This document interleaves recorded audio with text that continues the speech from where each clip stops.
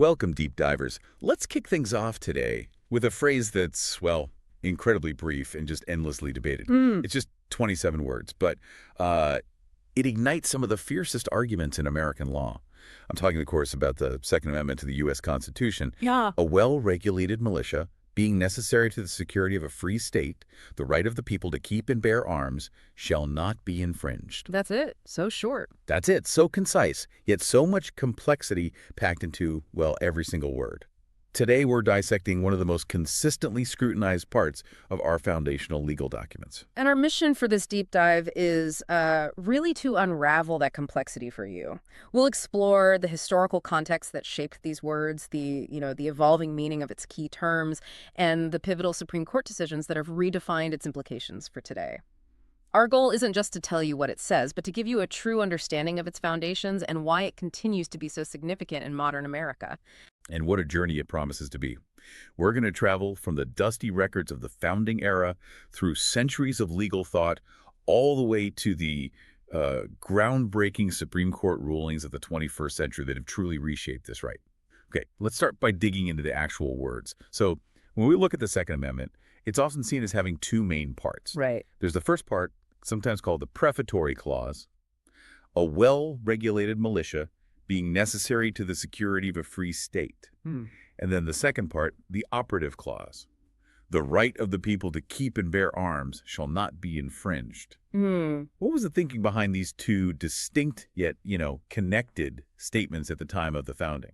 Well, what's truly fascinating here is how different the idea of a militia was in the founding era compared to what many might imagine today. Okay. We're not talking about a standing federal army. Instead, during and after the Revolutionary War, militias were essentially state-based institutions composed of able-bodied men whose primary role was, well, to protect their towns, their colonies, and then their newly formed strides. So, very local. Very local. It was actually the states themselves that were responsible for organizing and regulating these groups. Ooh.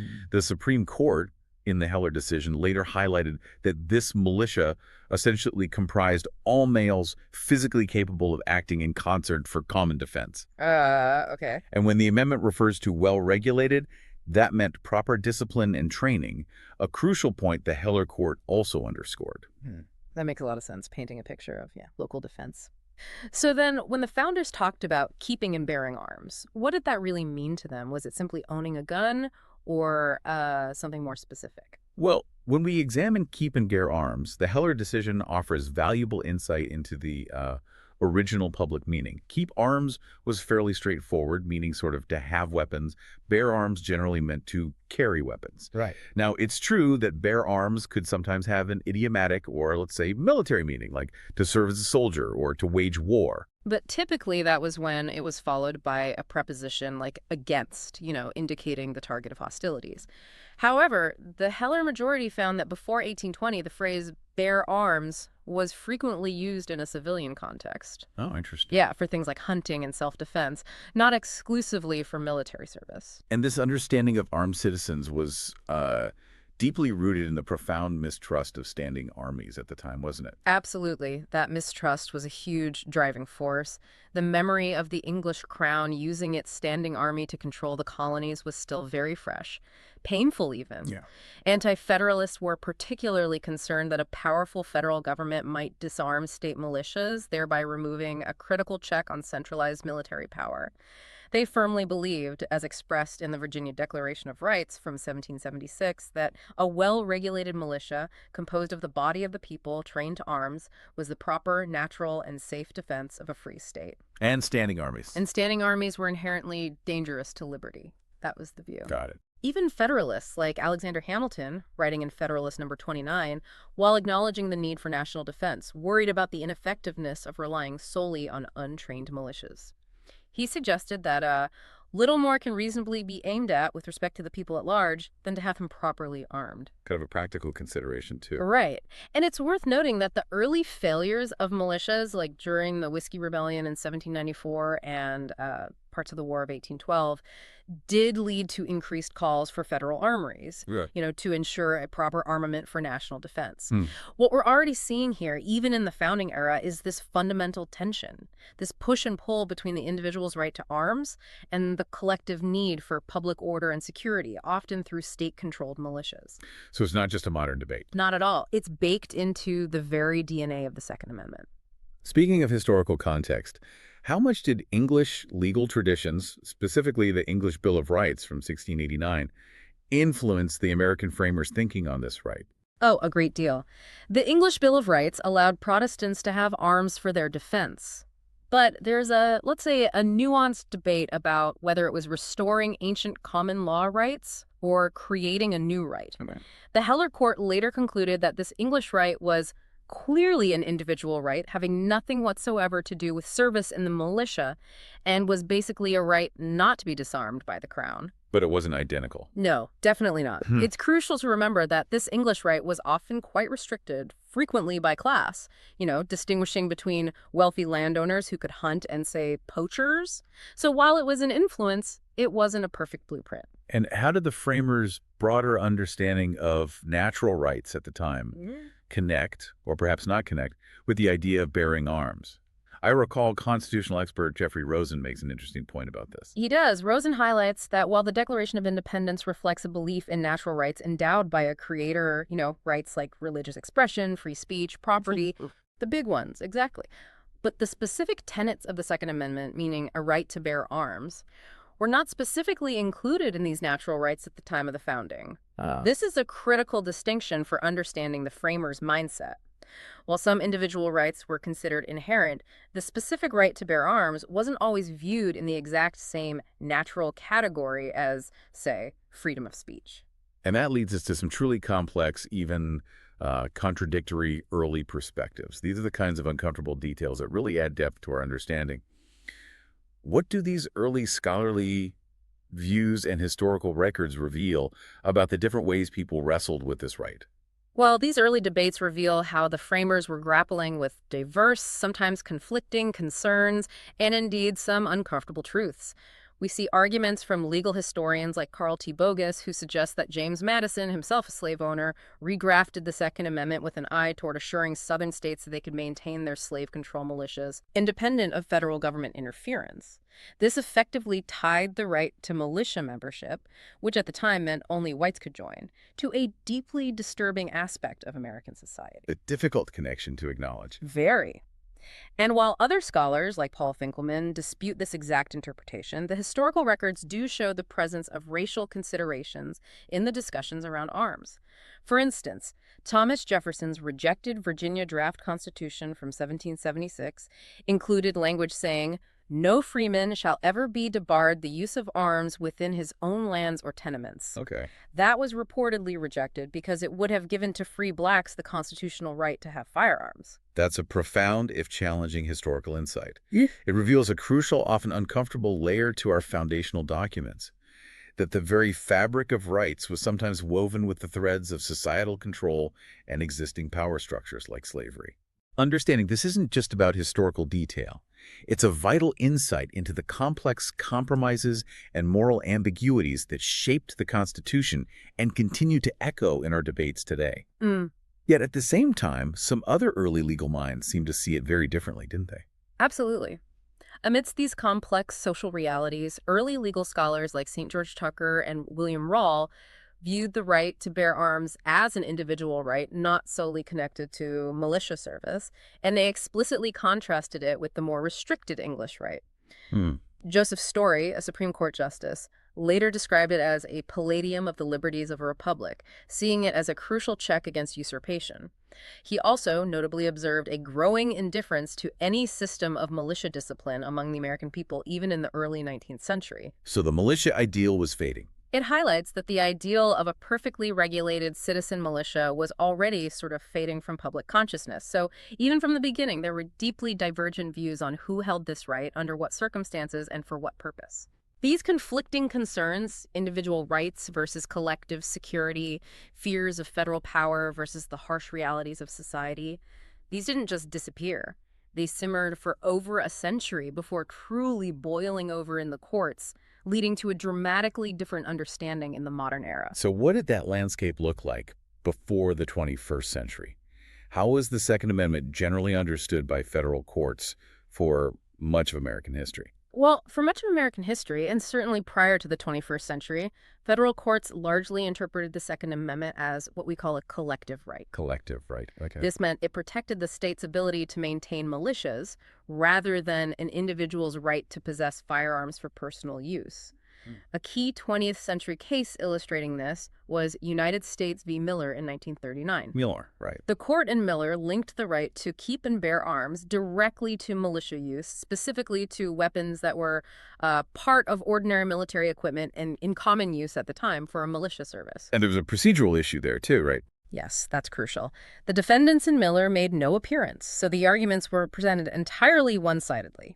This procedural detail is significant, as it arguably limited the depth of the court's analysis and contributed to a very narrow, militia-focused interpretation that stood for decades before Heller. So it was seen more as a collective duty almost, rather than a personal liberty. I know some scholarship, like from Saul Cornell, suggests an even different angle, describing it as a civic right. Can you elaborate on that? That's a helpful lens. Cornell's scholarship proposes that the original conception was more of a civic right. Civic right. Meaning it was an obligation for citizens to bear arms to fulfill their legal duty to participate in a well-regulated militia. It wasn't primarily a strong individual claim against the government, nor solely a right of the state itself. A duty to participate. Exactly. And this distinction can be seen in some 19th century state court decisions that differentiated between bearing arms in a military context and simply bearing a gun as a civilian for personal use. It really underscores how the understanding of this right has shifted over time. Okay, here's where it gets really interesting. For decades, this collective or civic right interpretation largely held sway. But then, the year 2008 marked a paradigm shift with District of Columbia v. Heller. What made this decision so monumental, changing the course of Second Amendment law? Heller was absolutely a landmark decision, precisely because it was the first time the Supreme Court undertook, well, an in-depth examination of the Second Amendment's meaning. The first deep dive, you could say. Exactly. The core ruling was groundbreaking. The court held that the Second Amendment protects an individual right to possess a firearm, unconnected with service in a militia, for traditionally lawful purposes, such as self-defense within the home. Within the home, specifically. Yes, that was the core focus. This decision directly struck down the District of Columbia's Firearms Control Regulations Act of 1975, which had banned handguns and required other firearms in the home to be disassembled or trigger-locked. It was a massive reinterpretation. And the grammar of the amendment played a huge role in the majority's reasoning, didn't it? This is where the specific wording really became critical. It certainly did. Justice Scalia, writing for the majority, argued that the prefatory clause, a well-regulated militia being necessary to the security of a free state, announces a purpose, but it does not limit or expand the scope of the operative clause. Which is? The right of the people to keep and bear arms shall not be infringed. He explained that the people in the operative clause refers to all members of the political community, just as it does in the First and Fourth Amendments, which protect individual rights broadly. But not an unlimited right. Crucially, no. The Heller Court also emphatically clarified that this individual right is not unlimited. It explicitly stated that the decision does not cast doubt on long-standing prohibitions on the possession of firearms by felons and the mentally ill, or laws forbidding the carrying of firearms in sensitive places such as schools and government buildings, or laws imposing conditions and qualifications on the commercial sale of arms. So regulations are still possible. Yes. And it also referenced Miller's idea that protected weapons are those in common use at the time for lawful purposes, hinting that unusual or exceptionally dangerous weapons might not be covered. So not a free-for-all, but still a significant constitutional recognition of personal gun ownership for self-defense. It's worth noting there was a strong debate within the court itself about how to approach these kinds of rights, particularly about whether to weigh the risks and benefits of gun control. Absolutely. The majority in Heller firmly rejected what was called an interest balancing approach, which had been proposed by the dissent. Interest balancing. Meaning weighing the government's interest in, say, public safety against the individual's right. The majority argued that the core protection of enumerated constitutional rights shouldn't be subjected to judges' assessments of their usefulness or current societal needs. As they put it, a constitutional guarantee subject to future judges' assessments of its usefulness is no constitutional guarantee at all. It emphasizes a more textualist, originalist approach. And the dissenting justices saw it very differently, Yeah. advocating for that balancing act. What was their main counterargument?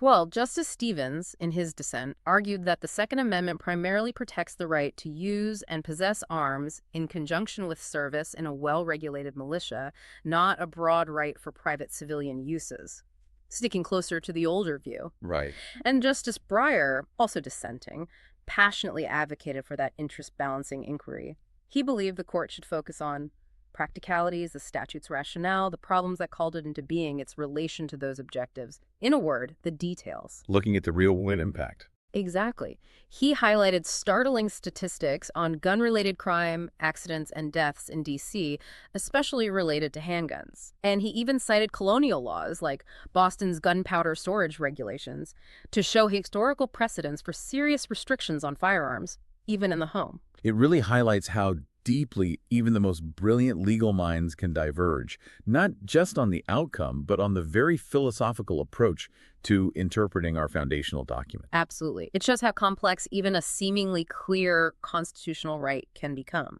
This was a huge change, and it didn't stop there, did it? 2 years later, the McDonald v. City of Chicago case further expanded Heller's reach, directly impacting how states and local governments could regulate firearms. That's right. McDonald v. City of Chicago in 2010 was the next big step. The court ruled that the Second Amendment is a fundamental right. Fundamental. And through the 14th Amendment's Due Process Clause, it applies to the states. This is called incorporation. Okay, incorporation. It means that state and local governments are limited to the same extent as the federal government regarding this right. This was critical in nationalizing the individual right recognized in Heller. And the definition of arms itself has continued to evolve beyond just traditional firearms. Yes, exactly. In Caetano v. Massachusetts in 2016, the court reiterated that the Second Amendment extends to bearable arms that were not in existence at the time of the founding. Things like stun guns, for instance. So not just muskets. Definitely not just muskets. It's not limited only to firearms or weapons useful in warfare. It covers modern bearable arms, too. This raises an important question. How do courts now decide which modern regulations are permissible given this expanded individual right? That's the million-dollar question, and that's where New York State Rifle and Pistol Association, Inc. v. Bruin 2022, comes in. Bruin, yeah. This decision established a new test. It said laws limiting Second Amendment rights must now be based on the history and tradition of gun rights in America. It's history and tradition. Yes. This was seen as a very strict form of review, demanding a close, almost identical historical match for any modern gun regulation to be deemed constitutional. It really tied the hands of legislatures, requiring them to show an historical analog for any gun law. So Bruin set a high bar, looking for a very direct historical match. But I understand that just recently, in United States v. Rahimi 2024, this history and tradition test was further refined. What did Rahimi change about that standard? That's an excellent point. While Bruin demanded a very close, almost identical historical match for modern gun regulations, Rahimi subtly softened this. It suggested courts don't need a perfect historical analog. Okay, so not an exact twin. Right. Instead, they can look for similar analogs and general principles, meaning if a modern regulation serves a public safety purpose that aligns with the spirit of historical regulations, even if the exact type of weapon or context didn't exist back then, it might still be permissible. No flexibility. It gives legislatures a bit more flexibility, yes, in adapting to modern challenges, rather than being strictly limited only to laws that existed centuries ago at the founding. So what does this all mean for us today after this incredible journey through the Second Amendment's history and its legal evolution? We've seen it go from a right largely focused on state militias, shaped by profound fears of standing armies and influenced by English law, to a modern interpretation that recognizes an individual right to bear arms for self-defense, especially within the home. This shift, particularly with Heller and McDonald, means that if you or someone you know owns a handgun for self-defense, this decision is the pivotal moment that constitutionalized that right in your home. It's a huge shift from how the courts viewed it for decades, Ah, directly impacting millions of Americans. a profound change. But crucially, it's a right that is still very much subject to certain regulations, and the courts are now grappling with how to apply those limits, especially using this history and tradition test. And this is precisely why the debate endures with such intensity. Despite these landmark rulings, the core arguments continue, now often centered on how to apply this evolving history and tradition test. What constitutes long-standing historical precedent? What does common use mean in an era of rapid technological change for weaponry? These aren't easy questions. Yeah. The challenge for courts and legislatures remains incredibly complex: how to balance individual liberty with the imperative of public safety in a way that respects both the text and the evolving context of our society. These are not easy answers, and they will continue to shape our legal landscape for years to come. As you reflect on the evolution of the Second Amendment, consider this. The Founding Fathers, in their wisdom and compromises, crafted a document that continues to be interpreted through the lens of present-day concerns. As you think about how these foundational texts are shaped by time and new societal realities, what further deep dives might you initiate to better understand their enduring impact?